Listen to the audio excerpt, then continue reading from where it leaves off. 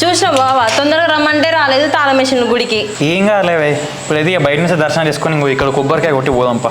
అసలు ఏందో ఏమో బావా, నాకు మొన్నేమో అట్లా అయింది, నిన్న ఇట్లా అయింది, ఈ రోజేమో ఏకంగా గుడికి తాళం వేసి ఉంది.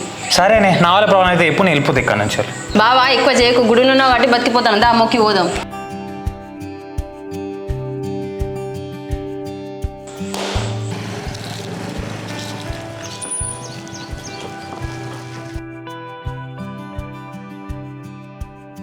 అన్నా టీ పెట్టుకరా నా తాగుతావా? ఇప్పుడు అద్దు చెల్లె. బిడ్డ నాటేసేది దగ్గరకు వచ్చింది కదా బిడ్డ, బ్యాంకులో పోయి పైసలు పట్టుకరా పోరాదు. అమ్మ 12-1 గంట పోయి తీసుకొని వస్తాయి ఇక. రేపు నాటేపిస్తే నాటుకు ట్రాక్టర్ కిరాయి ఇట్లా 50-60 వేలు అవుతాయి కదా బిడ్డ, మొత్తం పట్టుకరా పోయి. సరే అమ్మా, ఇల్లు ఇంత ప్రశాంతంగా ఉన్నదంటే ఇంట్లో చిన్న చిన్న లేనంటాయి కదా, ఎటుపోయింది అమ్మా? 2 రోజుల కాంచి గుడికి పోతాను పోరే కదా బిడ్డ, ఇవాళ పోయింది. చెల్లె నువ్వు కూడా పోయిన టెంపుల్కి, మరి ఒకదాన్ని ఎట్లా పంపించినావు?